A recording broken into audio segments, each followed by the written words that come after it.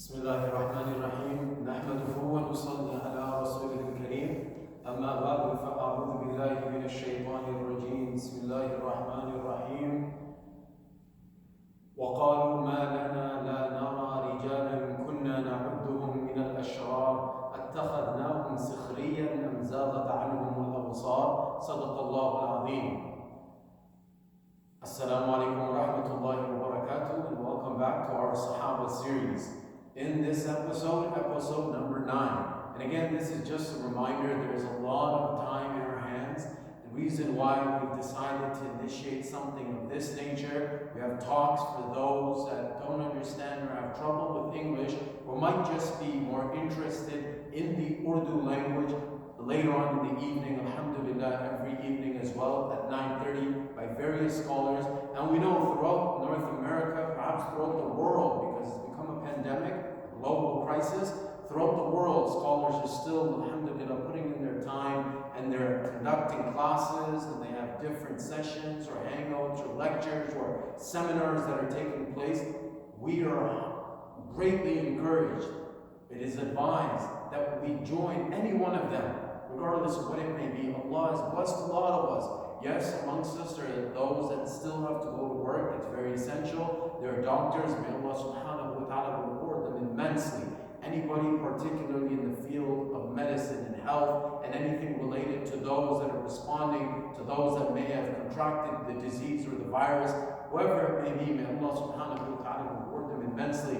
So if you do receive a message from me as well, I promise it's only because I'm hoping you can use 30 more minutes from your day to be more productive. Yes, you may be learning, studying, working online, whatever have you. But if you have 30 other minutes, perhaps you can use it to learn something about the companions of Rasulullah sallallahu alaihi wasallam. So we continue now with the series, and the Sahabi, the companion under discussion today. Again, I think about this. I say it all the time. I think I may have literally said it in every one of these episodes, but they were great people. And the fact that I'm allowed to even speak about these people, I think I'm also very fortunate. I am very, very blessed by Allah subhanahu wa ta'ala to be discussing, to be speaking about, to be remembering such really great individuals. So every one of them was great. And amongst them, there was another one also. Again, they're all great. But this individual was someone who wasn't great before Islam. Who was someone, he didn't even have family apart from his mother. He had no wealth, he had no position, he had barely any possessions. He had almost literally next to nothing. Nay, he was a slave from the tribe of Juma. His mother was also a slave girl from the same tribe of Juma. So, who is he? For those of you, mashallah, that have been messaging or forwarding these messages with all of these emojis trying to represent different companions and Sahaba radiallahu anhum. Again, it's a good opportunity to learn. Yes, we're using stars and castles and moons and what have you, but just to teach us a little bit more about the companions of Rasulullah sallallahu alaihi wasallam or the Prophets alaihi salatu wasallam. Again, it's great. We just hope we're doing something with this time. I read somewhere earlier, it must have been on social media, I won't lie, but they said when the masajid were open, we didn't have time. And now that we do have time, the masajid are closed. We have a lot of time. I personally have a lot of time. Let us make good use of this time. May Allah subhanahu wa ta'ala give us the understanding. So who is the Sahabi? I've given you like 3 or 4 seconds. Yes.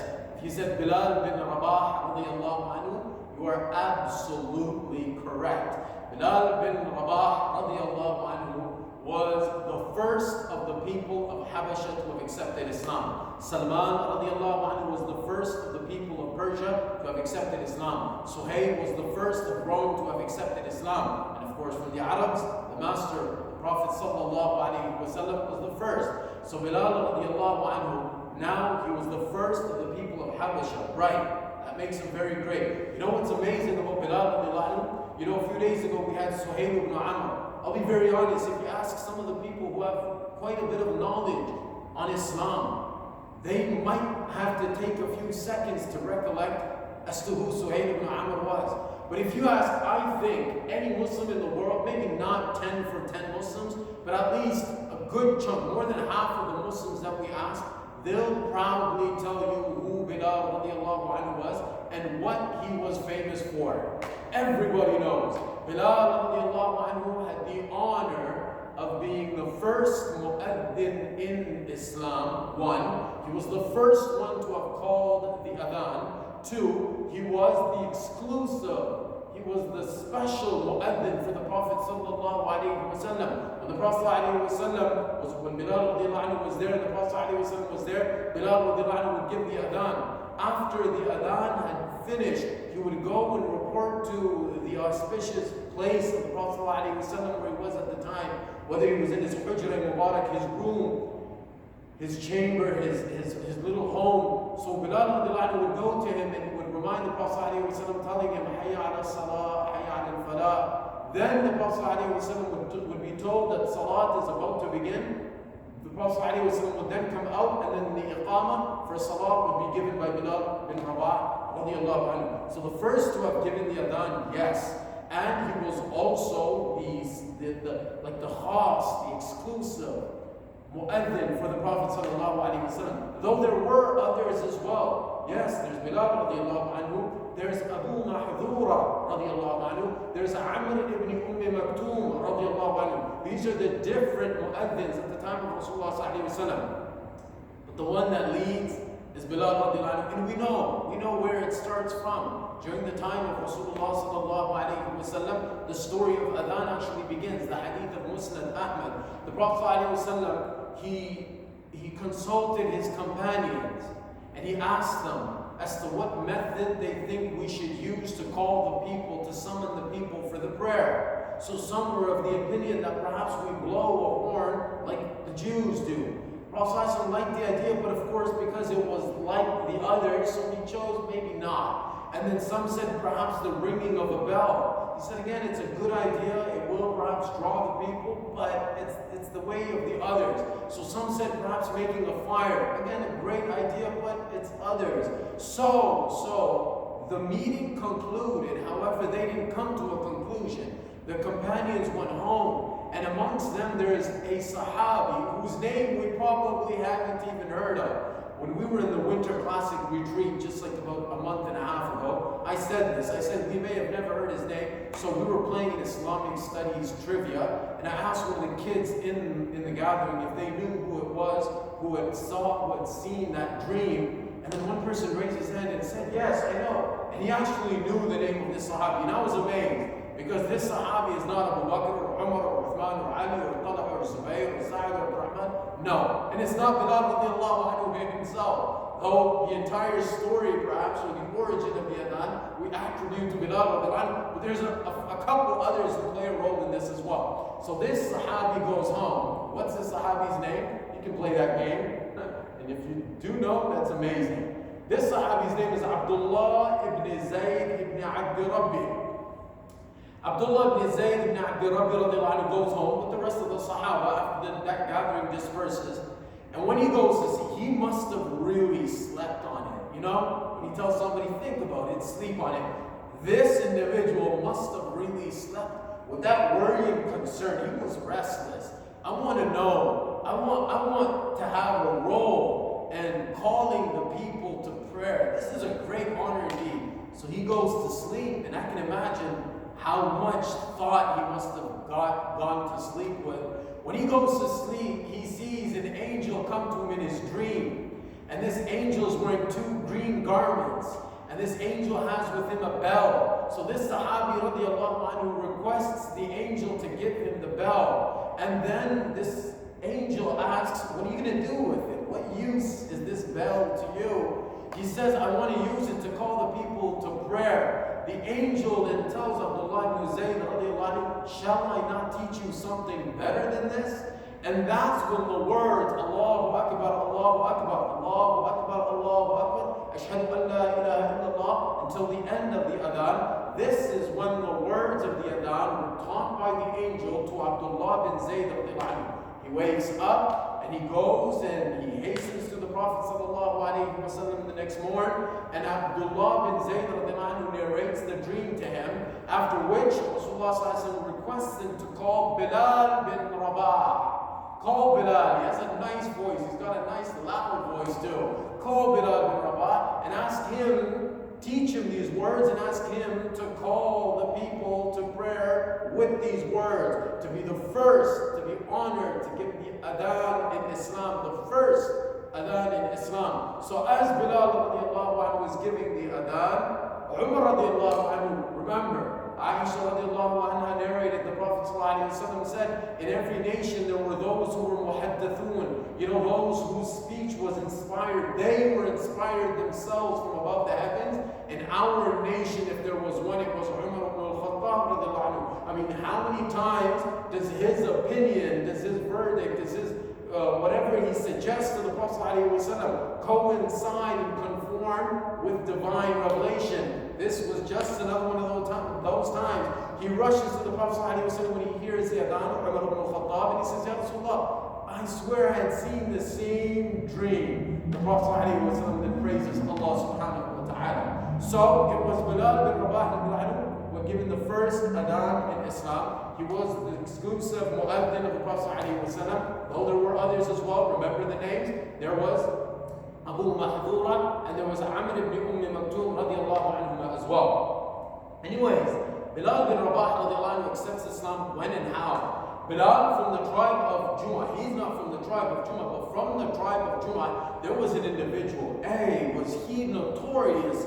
Was he ruthless and merciless? His name is Umayyah bin Khalaf. Umayyah bin Khalaf. His name might appear later on again. It may have perhaps already, we may have listened to it already or not, because he is amongst the staunchest, he is amongst the greatest sworn enemies of Allah and of the Prophet sallallahu alaihi wasallam. Umayyah bin Khalaf. Umayyah bin Khalaf had heard and he had seen and he knows about Rasulullah sallallahu alaihi wasallam. Mind you, they all acknowledged and appreciated who the Prophet ﷺ was, even before he became a Muslim.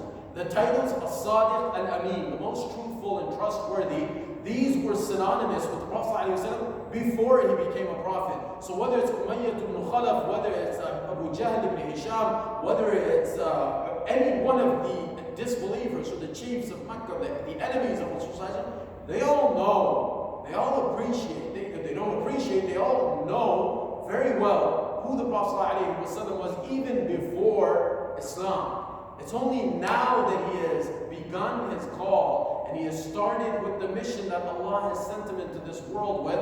One, that they're afraid, they fear the glory of Quraysh, knowing very well that they were the center for idol worship. They were the resort for worshiping idols in the whole of the Arabian Peninsula. They don't want to break that allegiance they've made or pledged with their forefathers worshiping idols. And they're also afraid that that same clout, those same customers that they have, that are coming to them, that are worshiping their idols and doing whatever they like them to do, they don't want them to turn towards the Prophet ﷺ. So these people, the leaders of the Quraysh, and it's the Prophet ﷺ's enemies, amongst them Umayyah ibn Khalaf, he used to come and he used to talk about the Prophet ﷺ while Bilaal radiallahu anhu was working near them.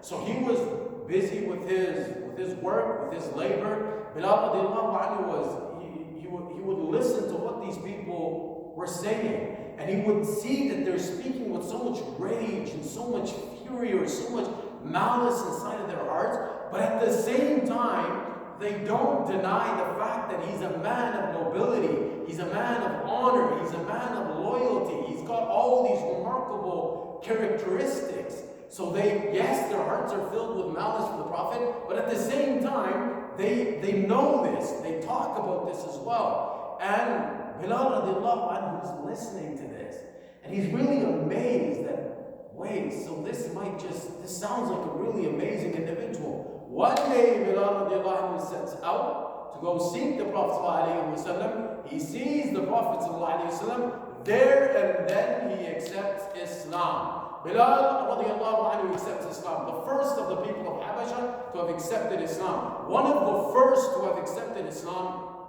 in all. I mean, in the entire galaxy of Sahaba radiallahu anhu, he is also amongst those that have accepted Islam at the very beginning. So Bilaal radiallahu anhu accepts Islam.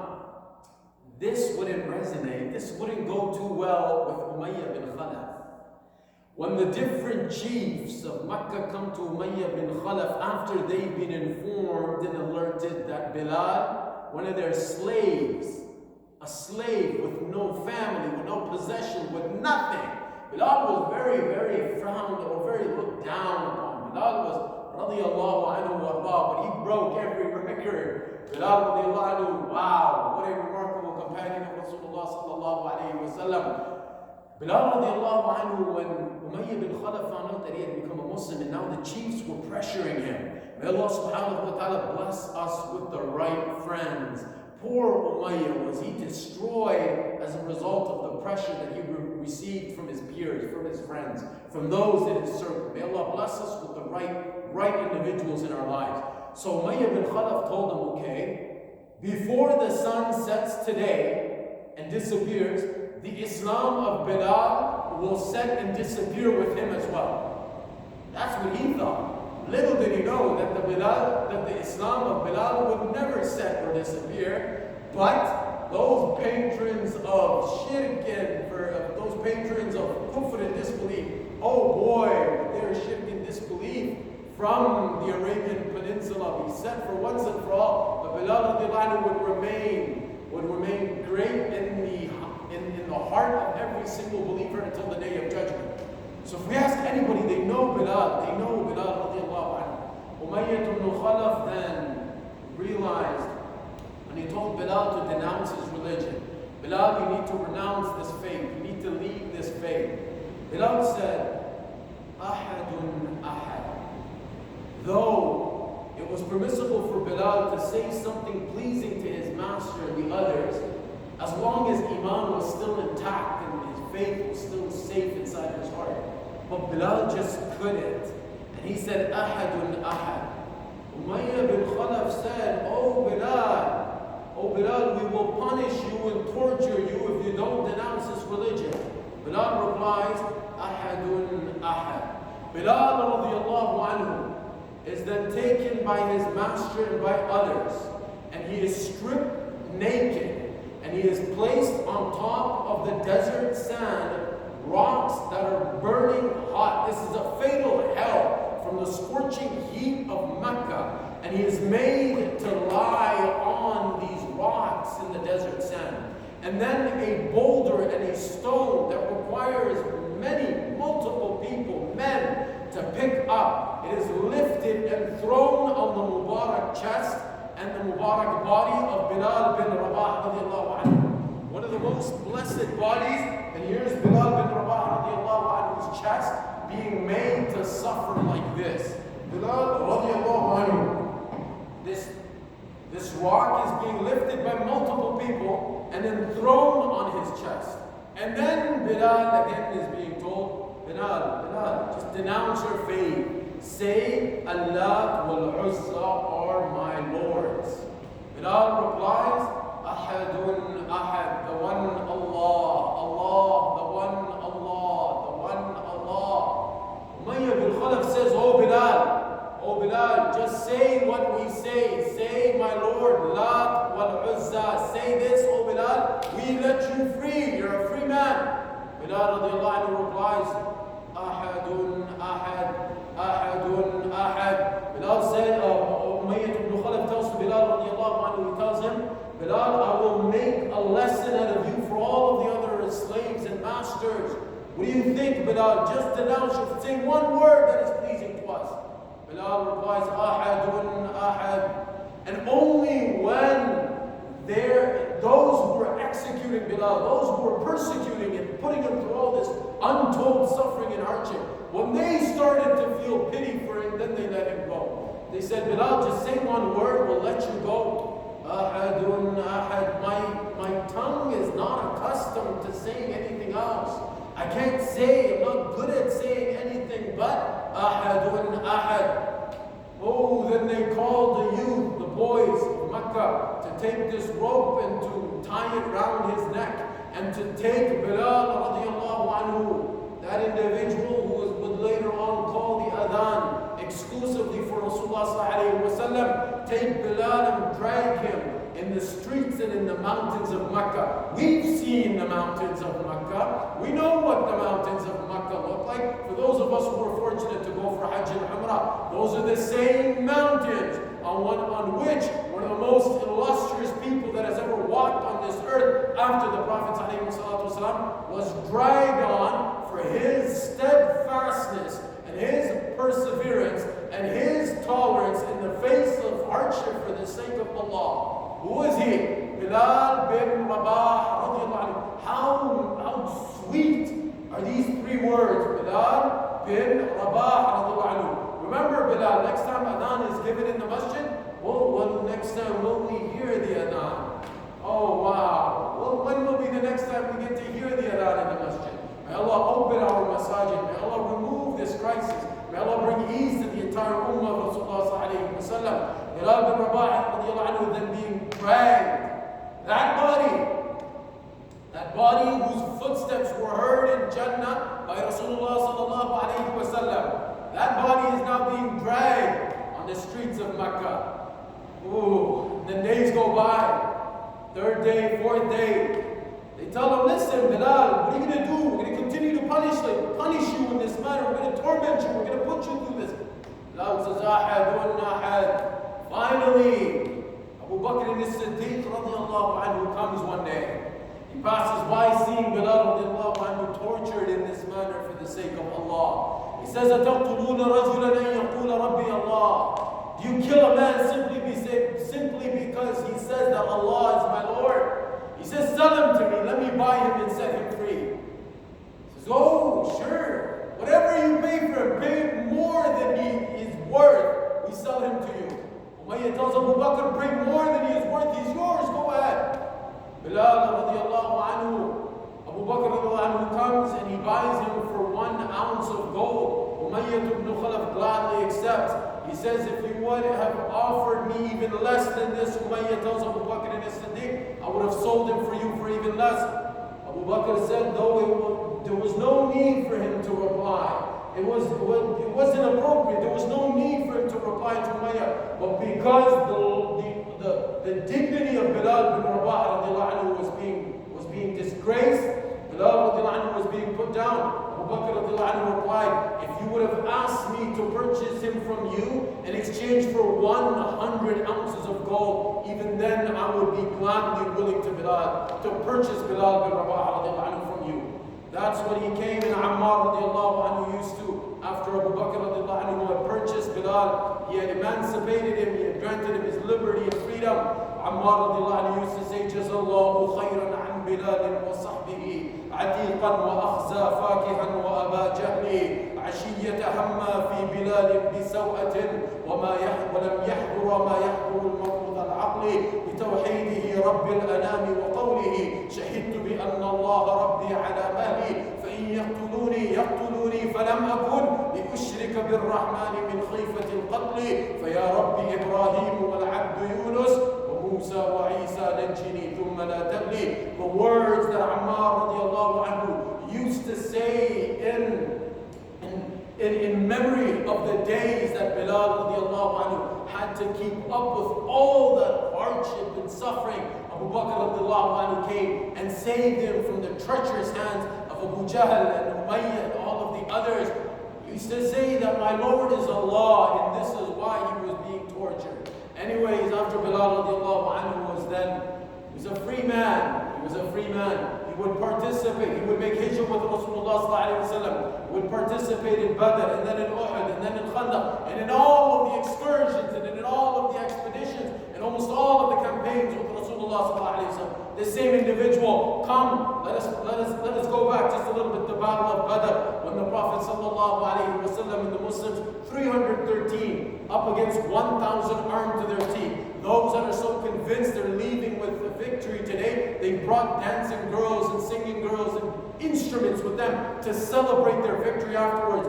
Little did they know that this was an army which comprised people the likes of Bilaal bin Rabaah radiallahu anhu. When Allah had granted the victory to the Muslims, just before the end of the battle itself, Bilaal radiallahu anhu saw Umayyah ibn Khalaf. Oh, the same Umayyah who has left no stone unturned or untouched in persecuting me. Umayyah ibn Khalaf, this is the head of Kufr. When he starts to dart towards him, and Allahu Akbar, I just remembered, the historians and narrators have mentioned that the same slogan with which Bilaal was being, the same motto, the same chant that Bilaal radiallahu anhu continued to reiterate, continued to repeat when he was being tortured and punished in Makkah on the desert sands, is the same motto and chant that Rasulullah sallallahu alayhi wa sallam had encouraged the Sahaba radiallahu anhu to continue to go on with in the Battle of Badr. Allahu Akbar, Allahu Akbar, Ahadun Ahad, Ahadun Ahad, Ahadun Ahad. When Umayyah ibn Khalaf heard this in Badr, whoa, Ahadun Ahad. This is what I used to hear many years ago from the tongue of Bilaal when we were punishing him. How so quickly already an entire nation, a whole new religion? All of these people chanting the same slogan of Tawheed, Ahadun Ahad, Ahadun Ahad. Oh, and then when Bilaal radiallahu anhu sees him, when he finally gets his eyes on him, he darts towards him. Umayyah ibn Khalaf realizes this. He at once goes to Abdurrahman ibn Auf. He says, oh Abdurrahman, take me into your protection. Take me at once into your protection. I want to go and be with those who will be held captive by the Muslims. Take me under your wing and under your custody. When Bilaal radiallahu anhu comes to him, he says, oh Abdurrahman, this is, no, what captive? This is, the battle is still raging with fury. And he chooses to be held a captive? No, there will be no captivity for Umayyah ibn Khalaf today. No. And so he calls out to the other Muslims. And that's the end of Umayyah ibn Khalaf. That same Umayyah who was pressured by people the likes of Utbah and others in Makkah when they were torturing Bilaal bin Rabaah, that is the same Umayyah that was pressured. He didn't want to participate. He wasn't like Abu Jahl or Abu Sufyan with the same thoughts before the Battle of Badr. No. Umayyah ibn Khalaf didn't want to, but Allah had decreed that he would meet his end at the hands of Bilaal radiallahu anhu in the same battle where the motto and where the chant for the Muslims was Ahadun Ahad, Allahu Akbar. So, the end of Umayyah ibn Khalaf, Bilaal radiallahu anhu continues to go Allahu Akbar. You know, Bilaal radiallahu anhu was a very great companion of Rasulullah sallallahu alayhi wa sallam, despite how lofty. You know, Umar ibn Khattab radiallahu anhu used to say, he was a master. Bilaal was the master who was freed by our master. He was a master, Bilaal. Bilaal was a master. He was freed by the other master, Abu Bakr and Siddique radiallahu anhu. And despite how great and honorable this companion was, he used to remember anytime people would praise him or anytime anything would come his way, he used to say, كنت حبشي أنا حبشي إنما أنا حبشي كنت بالأمس عبدا إنما أنا حبشي كنت بالأمس عبدا. I'm only an Abyssinian, and just yesterday I was a slave. On one occasion when Bilaal and his brother went to go propose to certain people, to two people, to two girls for marriage, he went to go to propose to them. Bilaal radiallahu anhu puts down his proposal. He says, أنا بلال وهذا أخي. What am I telling you? What am I going to tell you? I am Bilaal, this is my brother. Abdani min Habsha. We're two slaves. We used to be. We are. I am Bilaal, this is my brother. We are two slaves from Habsha. كنا غلامين فأعتقنا الله. كنا ضالين فهدانا الله. We were two misguided, led astray individuals. Allah subhanahu wa ta'ala guided us. كنا غلامين فأعتقنا الله. We were two slaves. Allah subhanahu wa ta'ala granted us freedom. إن تزوجونا, or one narration had, إن تنكحونا فالحمد لله وإن تمنعونا فالله أكبر. If you choose to marry us, well, all praise be to Allah. And if you choose not to, Allah is the greatest. Despite the lofty status that Rasulullah sallallahu alayhi wa sallam had blessed him with, bestowed upon him, oh, I'm just a slave. I'm just a Habashi. And just yesterday I was a slave. When Rasulullah then leaves this world, Abu Bakr radiallahu anhu's reign begins. His khilafah doesn't live for too long, like we know. Bilaal radiallahu anhu comes to Abu Bakr radiallahu anhu. He says, "Oh, Amir al-Mu'mineen, Abu Bakr, I had heard from Rasulullah sallallahu alayhi wa sallam that Rasulullah sallallahu alayhi wa sallam said, أفضل عملي, that the best deed of a person is his striving in the path of Allah subhanahu wa ta'ala." Abu Bakr radiallahu anhu asked him, Bilaal, فَمَا تَشَاءُ? What do you want? What are you hinting? What would you like? He says, I would like to go and strive in the path of Allah subhanahu wa ta'ala. Abu Bakr radiallahu anhu then asked, then who's going to give adhan for us? Oh Bilaal. That adhan, Rasulullah sallallahu alayhi wa sallam used to say, أَرِحْنَا بِالصَّلَاةِ أَيَا بِلَالُ, rejuvenate us, bring life to our spirits, oh Bilaal, with your adhan. Abu Bakr asked, who's going to give adhan for us then? Oh, Bilaal replied, Abu Bakr, allow me to go. He said, if you freed me for yourself, for the sake of yourself, I have no option but to obey your orders. If you ask me to stay, then I stay. If you freed me for the sake of Allah, then I ask you by Allah to allow me to go and to leave. Abu Bakr then replied, well, I had freed you for the sake of Allah subhanahu wa ta'ala. The narrators differ. Some say he actually left and he went to Syria to spend the rest of his life. Others say no, he actually stayed with Abu Bakr for just over 2 years until Abu Bakr left this world, and he would continue to call out the adhan. But boy, was it difficult for him. Abu Bakr leaves the world. Umar ibn al-Khattab, when his time comes, he makes the same request for Amir al-Mu'mineen, Umar ibn al-Khattab. Umar asked him, well, who's going to give adhan for us, oh Bilaal? That adhan. Bilaal goes, then who gives adhan? So he recommends, he gives the suggestion of another Sahabi by the name of Sa'd radiallahu anhu. Anyways, Umar radiallahu anhu then allows him to leave, and he leaves. He goes to spend the rest of his days in Syria. And when in Syria on one occasion, he sees a dream. The Prophet ﷺ comes to him, and he says, oh Bilaal, why this long interval during which you haven't met me? Why is it that you don't come to pay me a visit, O Bilaal? So Bilaal radiallahu anhu gets up at once. He leaves Syria. He goes to Madinatul Munawwara to pay a visit to the Prophet alayhi salatu wasalam, who has left the world. And when his grandchildren Hassan and Hussein radiallahu anhuma, when they come to find out that Bilaal radiallahu anhu is down, they make one request, O Bilaal, please allow us to be honored to hear you give the adhan one more time. Bilaal radiallahu anhu, he puts down the offer. He wants not to give the adhan, for he knows how difficult it will be for himself after Rasulullah sallallahu alaihi wasallam to be giving the adhan in Madinatul Munawwara, in Masjid al-Nabi alayhi salatu wasalam. Well, they insist. Bilaal radiallahu anhu begins to give the adhan. Allahu Akbar, Allahu Akbar, Allahu Akbar, Allahu Akbar. The people start to cry profusely. Ashhadu an la ilaha illallah.